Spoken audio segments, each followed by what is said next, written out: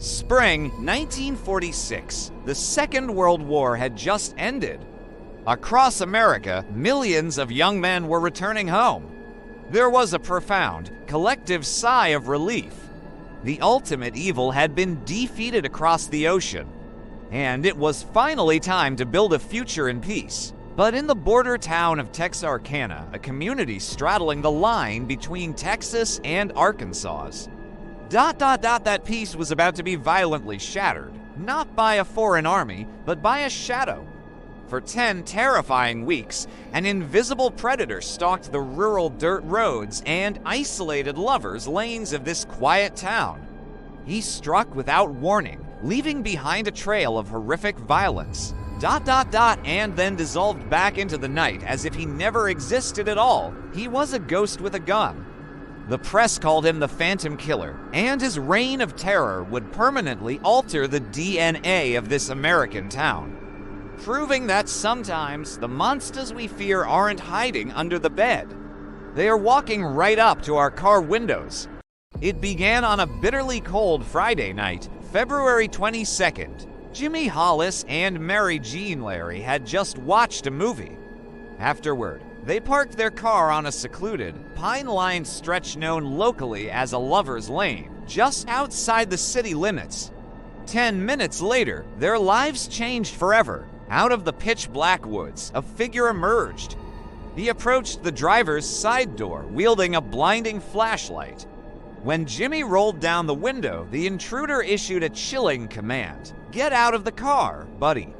Through the glare of the flashlight, Mary Jean could make out a terrifying detail.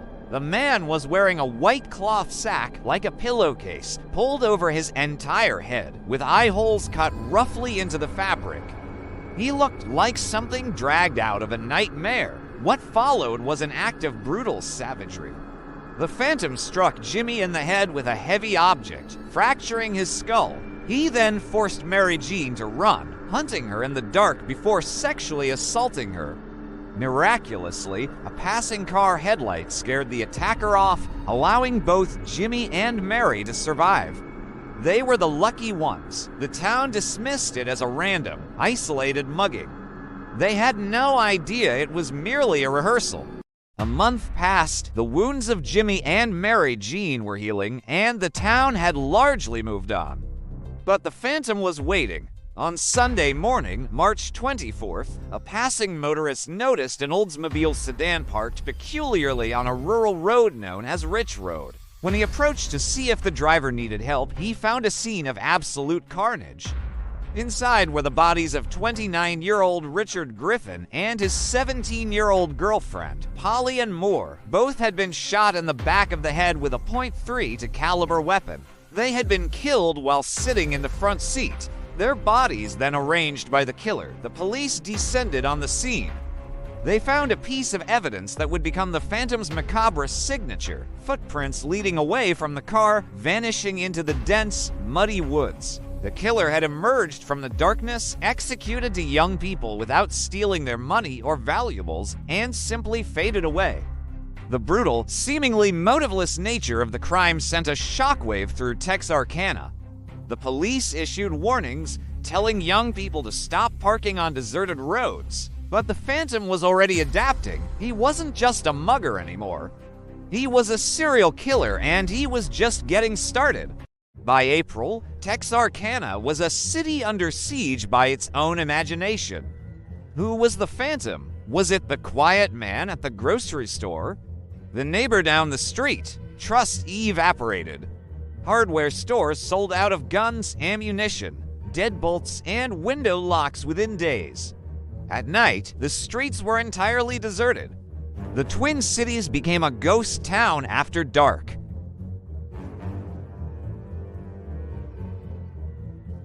But life, inevitably, tries to go on. On April 13th, 15-year-old Betty Jo Booker was playing her saxophone at a local VFW event. After the gig, a childhood friend, 21-year-old Paul Martin, picked her up to drive her home. They never made it. Paul's body was found the next morning, shot multiple times, lying near a local park. Hours later, search parties found Betty Jo's body hidden behind a large oak tree nearly 2 miles away. The weapon used was the same .30 caliber pistol. The Phantom had struck again, proving that no one was safe. The Texas Rangers were called in, led by the legendary Captain M.T. Lone Wolf Gonzalez. He set up traps, sent out decoys, and patrolled the lovers' lanes. But the Phantom was cunning. Sensing the heat, he decided to change his hunting grounds. He would no longer wait in the woods. He was coming inside.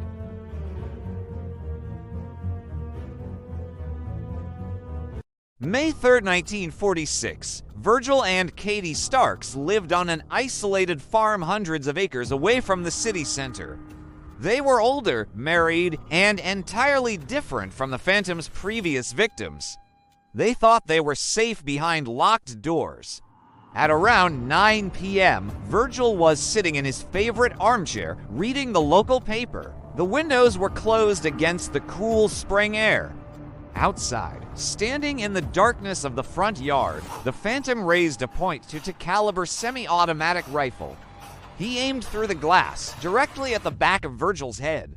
The blast shattered the silence of the farm. Virgil was killed instantly. Hearing the glass break, Katie rushed into the living room.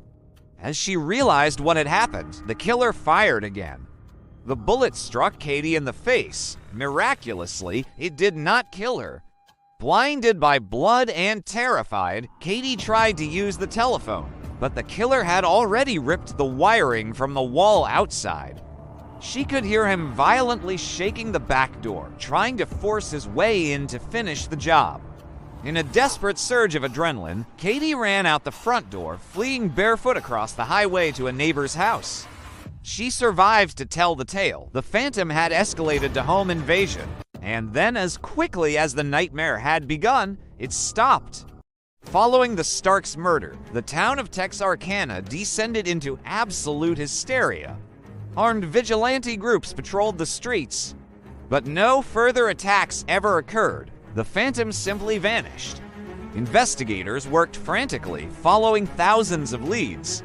The closest they ever came to catching the killer was a 29-year-old repeat offender named Youell Swinney. Swinney was arrested in July 1946 for auto theft.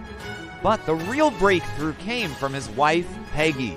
Under intense police questioning, Peggy confessed that Youell was the Phantom.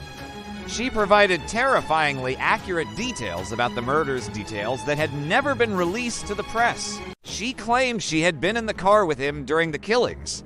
It seemed the nightmare was over, but justice is a fragile thing. When it came time to testify against her husband in a court of law, Peggy refused. Under the laws of the time, a wife could not be compelled to testify against her husband. Without her testimony, the physical evidence tying Swinney to the murders was purely circumstantial. Swinney was sent to prison for life as a habitual offender for his car thefts, effectively removing him from society. But he was never officially charged with the Phantom killings.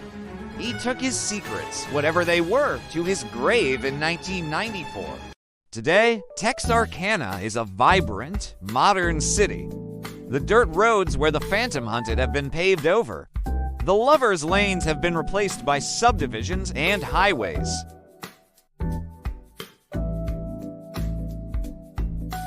But beneath the surface, the scars remain. The case of the Phantom Killer is still officially open, an unsolved puzzle that has haunted generations of investigators. Was it Youell Swinney, or did the real Phantom slip through the fingers of the law, moving on to another town, another dark road?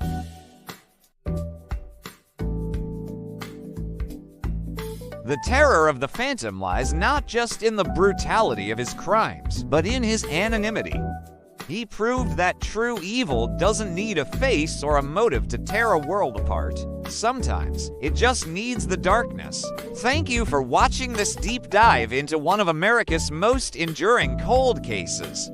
If you value detailed true crime storytelling, please subscribe and leave your thoughts on the Swinney theory in the comments below. Stay safe out there, and remember to check your locks.